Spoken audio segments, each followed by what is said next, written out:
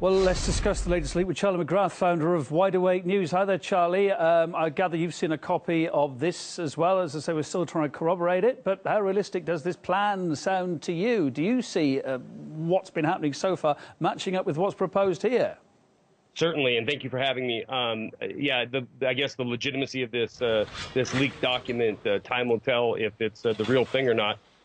Regardless of what we find out, if this was truly a leaked memorandum from the Rand Corporation or somebody's idea of a sick joke, it certainly seems to be what is unfolding, as your report shows, inside of Ukraine, in circle, bombardment, irrespective of if it's a civilian area or not. The reports that are coming out, the video that is coming out, the death toll that is being reported is largely civilian. It seems that there is an absolute method to the madness, and this leaked memorandum happens to just be a perfect outline for what's happening now. Yeah, I mean, further, it goes on to talk about setting up internment camps, to be confiscating people's property, to glorify the Ukrainian army. Right. If any of this is proved, I mean, Washington says it's committed to peace. If any of this is proved and this leak is genuine, what's that going to say for trust to any future peace deal?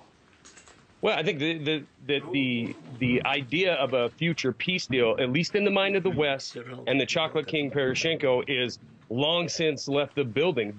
I think it's self-evident time and time again. They talk about peace. They implement, so-called ceasefire. But even when Poroshenko issued the ceasefire, his threat, his warning was, "I will crush any opposition that doesn't flee the scene." And it just so happens that the ceasefire ends on the day that they sign a deal with the EU and the West. And a few days later, hostilities resume. This plan, this Rand Corporation plan, this outline, we've seen it before. It is the exact same model in a smaller scale that we saw happen in Fallujah, in Iraq, in 2004.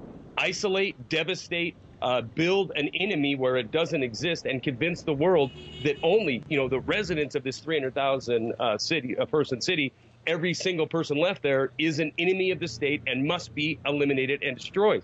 That was their narrative in Fallujah. The Rand Corporation putting out this document, assuming that it is real.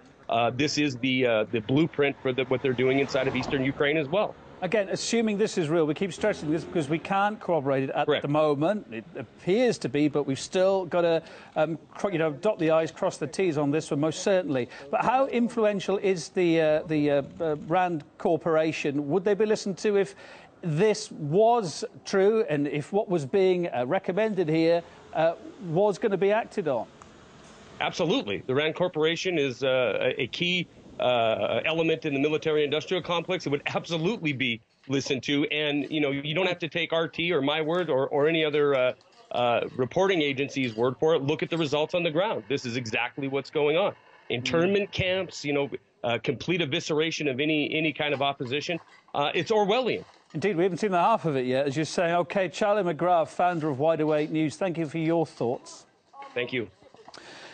Other developments now. Several areas of Ukraine's eastern border have been hit by army mortar rounds. Multiple shells hit the same checkpoint where a Russian border guard was injured in a similar incident 2 weeks ago.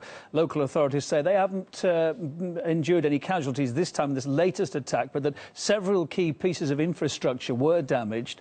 One of the shells landed in front of a bus station. No buses there at the time, so again, no injuries. But a TV crew from Russia's Channel 5 did get caught up in that shelling. Do you see what's happening? This is Russian territory. These are shells hitting Russian territory, and they're coming in from Ukraine. Well, they were filming in Russia's Rostov region, near the border with Ukraine, when those shells came in. The journalists said they heard at least